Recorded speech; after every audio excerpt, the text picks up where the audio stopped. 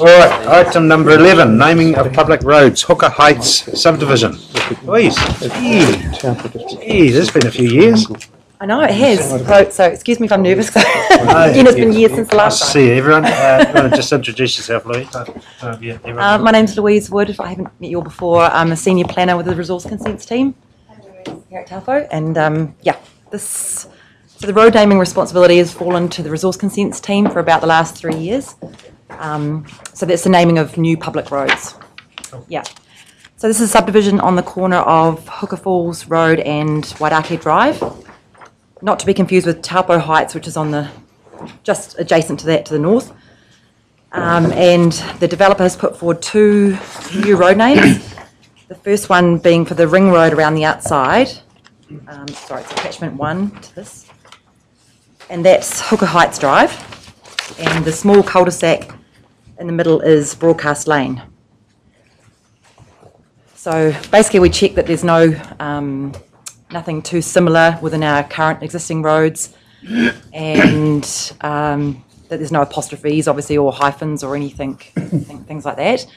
And they also have to carry out consultation with emergency services to make sure it's okay with the police, ambulance and fire service.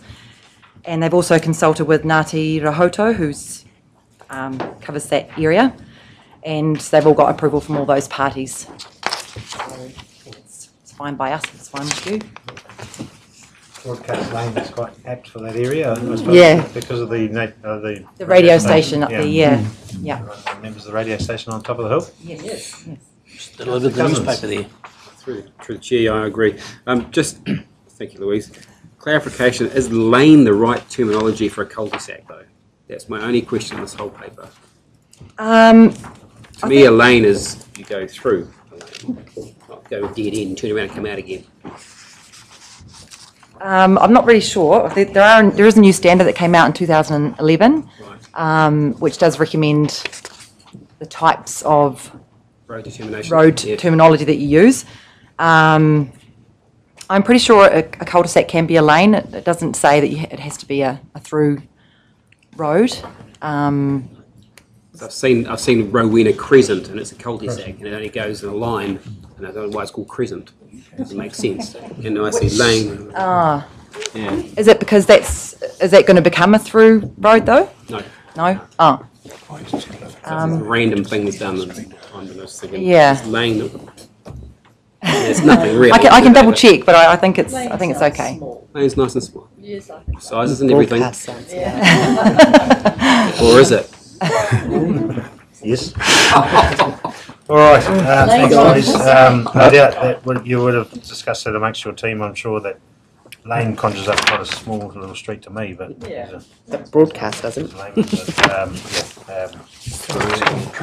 So, everyone happy with those names? Yep. That's cool. Other questions of Louise? Okay, that being the case, and a very popular subdivision at the moment, isn't it? Yes, both of them are. Yes. Well, this one hasn't actually come in for its post-subdivision checks yet, but I would say they'll be very soon. Lots of houses going up there. Okay. Resolution there. Could I have a move, please? Thanks, Councillor Boddy. Seconded by Councillor Cousins. Sorry, Janet. All those in favour, please say aye. Aye. Against? Carried. Thanks, Louise. Thank you. Good to see you. See you later. Item number 12, District Plan Correction, Section 20A changes. Hilary. Afternoon, Hilary. How are you? Hey, good, thank you. Good. So I've got 2 pretty straightforward items, really. So I'll pretty much just take them as read and answer any questions as need be. Okay. Any questions of Hilary? Sorry, Councillor Cousins. Good chair. In regards to 1590 Street, I was a bit confused because there was no overlay here that I could see. I Google mapped it myself. That is the strip of land at the very end. It used to be the Z service or petrol station at the end. Yeah, it's just the district plan reserve overlay. Yeah. So depending on what layers you had turned on your... So 2 strips of lots of land. Yeah, so they wouldn't have shown, they're not on the system as reserve, Yes. but on the district plan layer, they have a reserve overlay on them. Right. Yeah, so it's just I don't know, it's just a funny little inconsistency that's happened through the mapping system that we need to tidy up. And the owners of that land are aware. Well, it's privately owned, so they would not be expecting it to have a reserve overlay on top of it. And so we're just tidying it up because it's not meant to be there. Okay. So I did hear that it's just sold, and I was wondering if that is actually, they're even aware. I'm sure it would be with the title came It's up. yeah, it might not have even come up. No one might have not even noticed it. So the notable tree in Proudfoot Terrace, did we chase the? Yes, we did. So apparently there was someone drill poisoned it and then tried to light it fire. So they had quite a good go at it, and then it had to be removed because of health and safety reasons.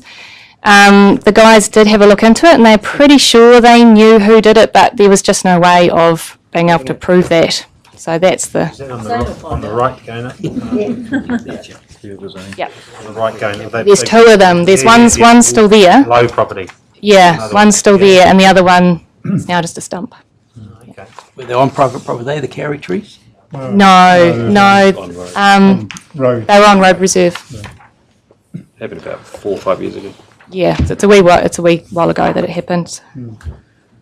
All right, so Manatee Tree Trent is currently mapped on the wrong side. Okay, that's pretty straightforward. Need to be adjusted on the line. All right. Sorry, Roseanne. Thank you, Your Worship. I note that we're just doing a small review of the district plan at the moment, and it just sort of started me thinking, where are we at with our rolling review of the district plan and our discussions on 2015? I know it's not, it started that thought process. If you're doing some tidying up, where are we at with the next one? I'll review the 22nd, Yeah, 22nd. 22nd story. We're progressing on TD 2050. We're at a point where we're pulling together paper, clarifying key issues that we need to deal with going forward. So that'll give us some real clarity in terms of coming back to you and having a workshop on that. In terms of the rolling review of the district plan, we're continuing to roll on. Obviously, the flood hazard plan change is part of that rolling review.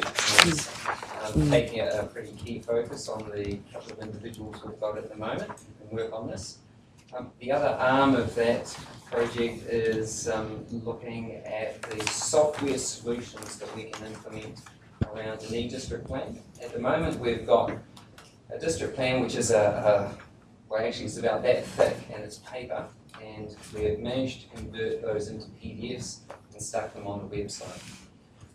That's not particularly customer friendly, particularly in this digital age. And if you've listened to the government's rhetoric over the past couple of years, there's a lot more talk about trying to become digital savvy as someone who's providing services to customers. So that's something we're investigating at the moment, looking to go out for a request for a proposal to get in place some appropriate software to enable us to do that. So we've got those two work streams underway at this point. It would just be quite good to get some visibility at some stage on how we envisage that plan rolling out.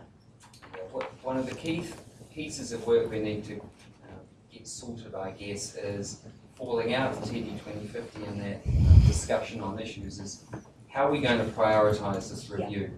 Traditionally, you just bite off chapters. You might do a residential chapter and then a rural chapter and then you might do parking. That can become quite complex and cumbersome.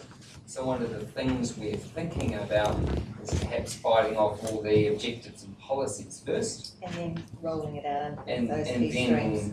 looking at your individual rules after that. But there are pros and cons either way, so we need to make sure we get that right. So we'll have an opportunity to discuss Oh, that you most soon. certainly will. That was a minute and a half. 3.5 minutes or what? Yeah. All right. Isn't it, Carol? Where were we? Yeah. So, okay. Anything else to add, Hilary? You're all right. Any questions? No questions? Okay. Suggested resolution there. Yeah. Those are moved. Thank you, Councillor Harvey. Seconded by Councillor Park. All those in favour, please say aye. Aye. Those against? Carried. Item number 13, election signage. Making plan change 35, operative. Yeah, so you'll remember we came to you to get that approved at the end of last year. We went out for consultation and received no submissions. So it means that we can skip the whole further submission and hearing process and get straight on and adopt it, which is good. Cool. Okay, thanks Hilary. Have a move please for that. Moved by Councillor Jolland, seconded by Councillor Harvey. All those in favour, please say aye. Aye. Against? Carried. Yeah. Thanks Hilary.